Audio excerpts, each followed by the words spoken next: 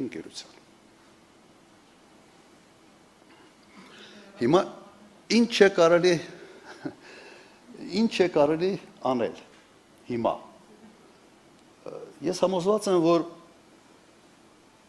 կա երկու տարբերակ։ Առաջի տարբերակը փորձել այնուամենայնիվ մեծացնել այս պրոյեկտը Միացյալ Նահանգների հետ։ Փորձել մեծացնել, առաջարկել, որովհետև Միացյալ Նահանգների հետաքրքրություն այստեղ ակնհայտ է։ Այն դեպքում, երբ պրոյեկտի այսպես մեծացումը չի հաջողվում, որովհետև կարծում եմ Ալիևը մերժելու է սա, եւ սա ցույց է տալու, որ ինքը շատ գրգռված չի, որ նաև Հայաստանը եւ կստանա դեպի Իրան, ուրեմն երկրորդ տարբերակը եւս շատ պարզ է։ Շնորհակալություն հայտնել Միացյալ Նահանգներին, ասել ես ինչ լավ գաղափար է, բայց այդ ճանապարհը, այս կտորը կկառուցենք մենք, Հայաստանի Հանրապետություն։ Ճանապարհի անունը կմնա Տրամպի ուղի եւ այլ,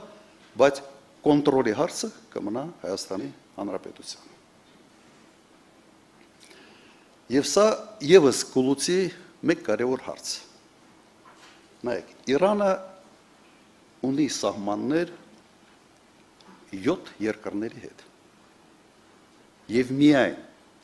Հայաստանի Հանրապետության եւ Իրանի սահմանում հայտնվելու են ամերիկացիներ։ Բրավո։ Եթե որևէ մեկը մտածում է, թե Իրանում երջանիկ են սրա համար, խորը հիասթափություն պետք է ապրեն։ Ամենից մոտիկ ամերիկյան, այսպես, ամերիկացիք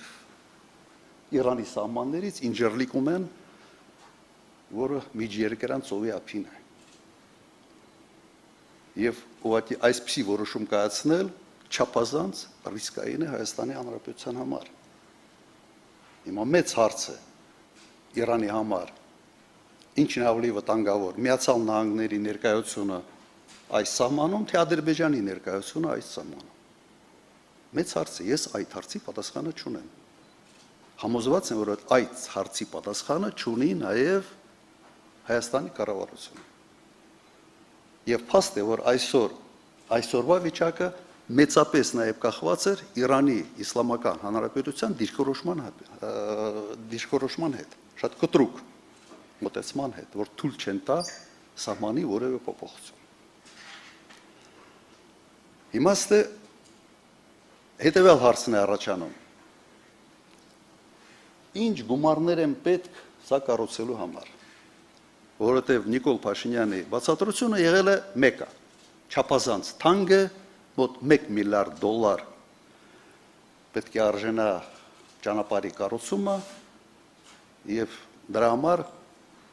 պատվիրակելու են այդ հարցը Միացյալ Նահանգներին։ Փորձենք հասկանանք իրականում ինչ արժի ճանապարհի շինարարությունը։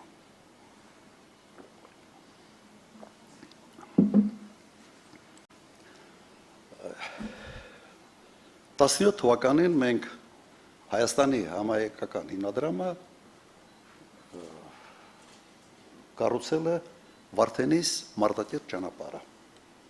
Ընդհանրապես այստեղ 114 կիլոմետր երկարությամբ։ Ինչքան փող է ծախսվել ձեր կարծիքով։ 17 միլիարդ դրամ,